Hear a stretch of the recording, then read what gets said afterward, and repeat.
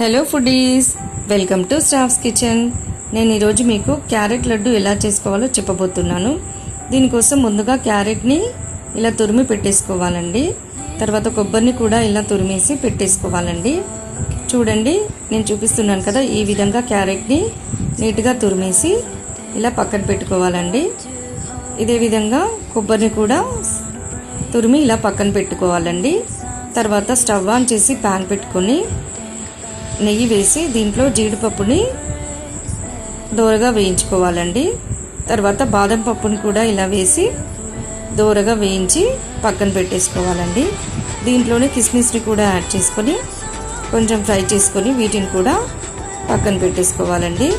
తర్వాత ఇదే నెయ్యిలో 2 స్పూన్స్ ఉప్మా రవ్వ యాడ్ చేసుకొని దీన్ని కొంచెం ఫ్రై అయ్యాక ఈ క్యారెట్ తురుముని దాంట్లో యాడ్ చేసుకోవాలండి.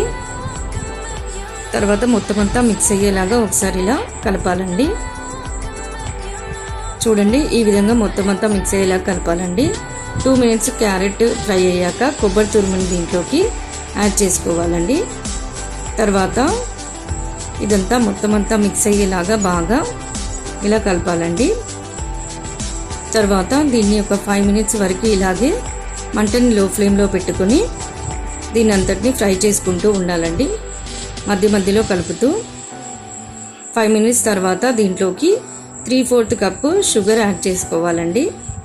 చూడండి, షుగర్ యాడ్ చేసుకున్నాక ఇలా మొత్తం అంతా మిక్స్ అయ్యేలాగా బాగా కలపాలండి. మంటని లో ఫ్లేమ్లో పెట్టుకొని కలుపుతూ ఉండాలండి. 5 మినిట్స్ తర్వాత డ్రై ఫ్రూట్స్ అన్నిటిని వీటిలో యాడ్ చేసుకొని మళ్ళీ ఒకసారి మిక్స్ అయ్యేలాగా బాగా కలపాలండి. ఒక 1 మినిట్ వరకు ఇలాగే ఫ్రై చేసుకుంటూ ఉండాలండి. దీంట్లో ఇలాచీ పౌడర్ కూడా యాడ్ చేసుకోవాలండి. అంతే అండి. చూడండి, ఈ విధంగా ఫ్రై చేసుకొని దీనంతటిని కొంచెం పక్కన పెట్టుకోవాలండి. కొంచెం వేడి మీదగా ఉన్నప్పుడే వీటిని లడ్డూలాగా ఇలా చుట్టేసుకోవాలండి. చూడండి, వీటిపైన జీడిపప్పుతో గార్నిష్ చేసుకోవాలండి. అంతే అండి, carrot laddu ready. Thank you for watching.